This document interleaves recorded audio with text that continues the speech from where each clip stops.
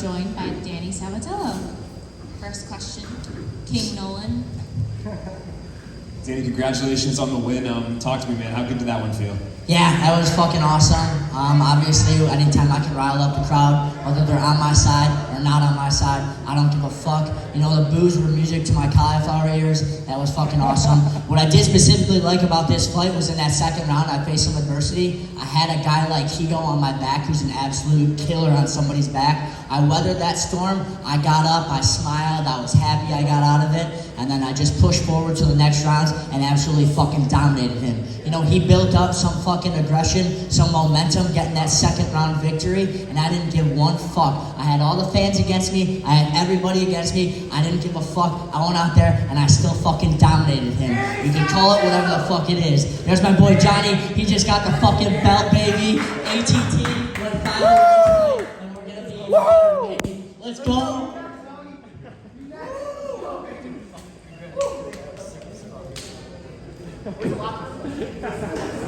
More gold to ATT.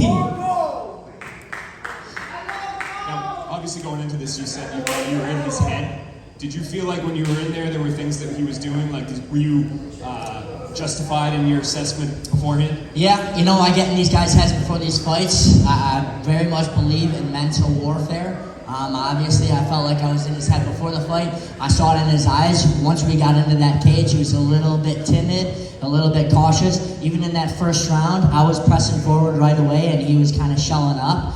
I took him down. He didn't really make too many risks or do too much in the first round.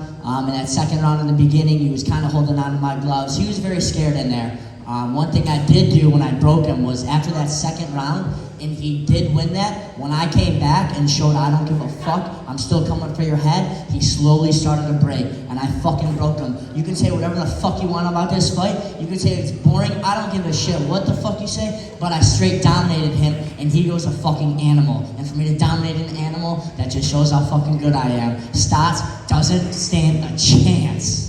You said this was music to your cauliflower ears here in the booze. What is that about you that makes that the case? I think a lot of people would probably think they have to do something different or they're not pleasing the fans enough. Why do you like it? Why do you enjoy it? I just feed off excitement. I feed off pressure. I just feed off emotion. That's just what I am. I'm an emotional guy. I'm always fucking motivated. I need people to either give me the fucking bird, flick me off, tell me I fucking suck, or love me. It doesn't matter. But I love when people are acknowledging me. You know, it's going to be a very exciting time for Danny Sabatello fans because it feels like we got the whole fucking world against us, but all we do is win, so we can just give a middle finger right back. You know, there's going to be a lot of people on this fake Instagram and Twitter world that's going to be talking shit. Of course, wouldn't say shit to my face. They'll ask for autographs, but all the Danny Sabatello fans can tell them to go fuck themselves because we won tonight, and we're going to party like fucking champions tonight.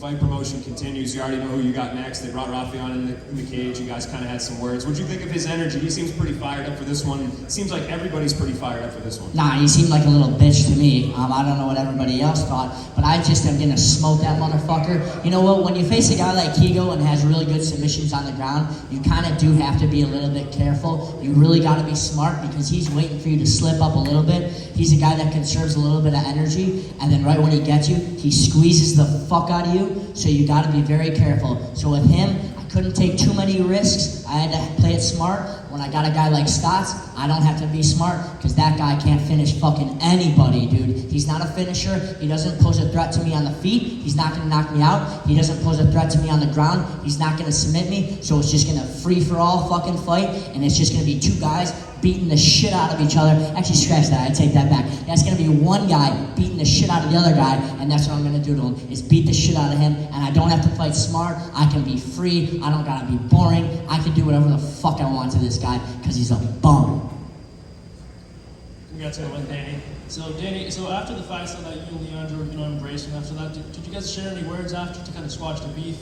Yeah, it's tough because he doesn't speak English. So even during this whole fucking build up to this fight, it's just tough. You can't really get too much going with the Portuguese and the English. But after I did go over there and I said, respect or something like that. I can't remember what I said. But I also went over to his coaches. You know what? When I'm done with my food, I'm done playing with it. I don't really give a shit. I don't know if we'll ever see eye to eye again. I really take missing weight seriously. I don't like that he missed weight. But you know what? It's all squashed. I already beat him. I beat the shit out of him. I dominated him. I don't know if he's ever gonna like me. I don't know if I'll ever like him. But it's more so just it's in the past. I don't see a reason to just keep harping on it. You know, I'm not gonna rub it in his face. That's not what I do. I already have my eyes set on stats. Right when that bell rang, I didn't really even give a fuck about Higo anymore. I was just picturing stats. And to tell you the truth, my coaches are gonna get mad at this, but in that 5th round, I started picturing stats. I got ahead of myself against Higo, and I just started picturing stats and what I'm gonna do to this motherfucker, and I'm gonna bash Stats' fucking face in. 100%. And Danny, so what's the post-fight celebration looking like? Team ATT. I saw you and John just embrace, but anything planned for the night after that huge W? And listen closely because I don't want this to get confusing or anybody to misunderstand this. I am getting absolutely hammered tonight. Fucked up. Only drinking. I don't do drugs, so anybody that says blah blah, I don't do drugs, but I'm getting absolutely fucking hammered tonight. And so is Johnny, and we deserve it because we had great performances. He just got the fucking belt, and all the American top teams should be celebrating tonight because we had a great fucking night, and we're only gonna continue and get better from here.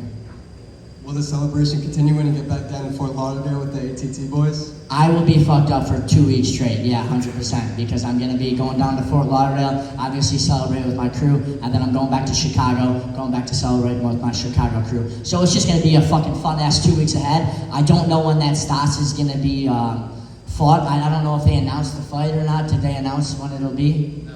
No? So yeah, I don't know when that'll be. Again, I don't want to get too carried away because once I start partying, I'll just go on a bender and I'll just lose myself. But I'm surrounded by fucking great people that if I did get a little bit out of control, I got people to put me right back in my place. I got coaches, teammates, family, friends, everybody to say, you know what, time to get right back to the fucking gym. And so I'm not too worried about that. But obviously, you gotta fucking celebrate, man. This is a crazy fucking sport. Wins are so hard to come by. You got a legend like Musashi that just lost in there tonight. Obviously, take the fucking wins, be happy, just love yourself. You know what, I'm so fucking confident. Nobody loves me more than I love me. You know what, I'm my own best friend. My mom's actually my best friend, but if you tried her chicken parmesan, she'd be your best friend too. But you gotta be your own best friend, you gotta fucking love yourself, enjoy the fucking victories. Again, yeah, it's gonna be a fun-ass night. And you mentioned Evelyn, of course you know the result, but your teammate, you just defeated a legend, Musashi, got the middleweight world title. Did you happen to watch the fight, and what did you make of his performance? Yeah, I was in the back. My phone was obviously blowing up, and I didn't fucking acknowledge anybody yet. The only person I called was my parents. So I was just so zoned in on Johnny. You know, me and Johnny are really close. We wrestled in college together. He wrestled at Missouri. I wrestled at Purdue. We came into ATT around the same time. He was there maybe a year before me. So we've always just been really close. And honestly, I'm going to tell you, this is not a shock to me, and this is not a shock to anybody in the American Top Team. Johnny Eblin is a stud. He's not just going to win that belt that he did tonight. He's going to hold on to the belt for a long time. He's very good. And yeah, he's my boy. He's fucking great. I'm so glad we both were on the same card together. You know what? It was just like 3 years ago. We were in ACT, and we didn't know how to throw a fucking punch. We didn't know what jiu-jitsu was. I heard Muay Thai. I thought it was a fucking type of noodle. I didn't know what the fuck it was. And now you look at us now. I'm co-main, he's main, and we both fucking won tonight. And you've already spoken a lot about Rafion Stotts in the hour since your fight, and you called him a bum. But a lot of fans, they feel that he poses a bigger threat than Jornell or Higo did to you. Would you agree that he is a more skilled fighter than your previous opponents? No. Also, you're forgetting to mention a lot of fans are fucking idiots. They don't know what the fuck they're talking about. Stotts is actually an insanely great matchup for me. With Higo, it neutralizes everything with his jiu-jitsu because he can finish me at any point. So I can dominate a guy like that for 25 minutes, but all he needs is a split second to snatch up my neck, my arm, my leg, and the fight's over, it's done. You know, this isn't football where it's like, oh, you missed a block, okay, he gains an extra yard, or basketball, he fucking puts a ball in the hoop, it's 2 points, who gives a fuck? This is a game where you make one fucking mistake, your lights are out, sayonara. So obviously you gotta be smart against a guy like that, but again, a guy like Stotts, dude, just fucking smash him. If I make a mistake, no big deal. What the fuck's he gonna do? He's not gonna finish me. So I'm very much looking forward to beating the shit out of his face.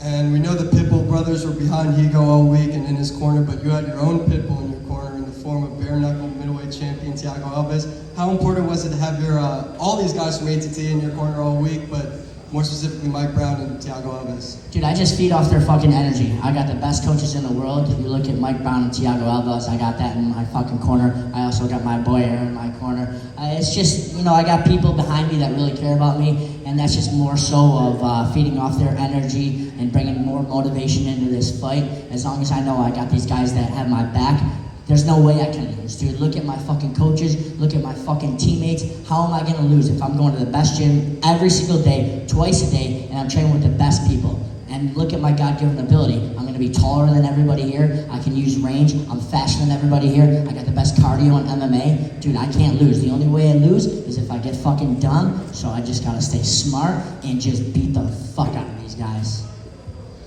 We're gonna take a question from the Zoom. Jay?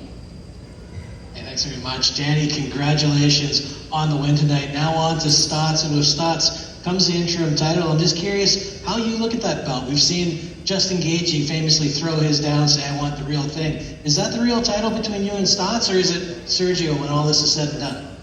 Stotts is the champion of this division right now. I don't want to hear shit about Sergio Pettis. He's a pussy. He couldn't even make it to the battlefield. I think he pulled his ACL or some shit. I don't know. I don't. He might have retired. I don't know. Stotts is also a little bitch, but Pettis is a fucking little bitch. He is not the champion. Stotts has that belt, and I'm gonna take it from him. This is not an interim title fight, my next fight. This is a title fight. So the winner of this fucking fight is going to be the bantamweight champion. And it's the same thing with winning the tournament. The winner of this tournament is the best bantamweight on planet Earth.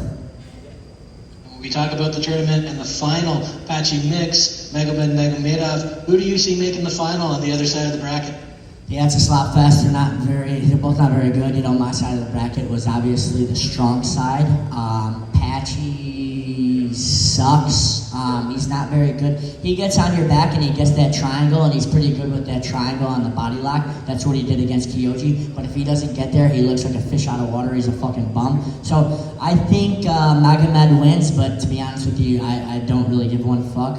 It's going to be me winning the whole tournament. But obviously, first I only got to think about Stotts beating the shit out of him, and then whoever gives a fuck. Whoever wins that fight, I'm going to smash anyways.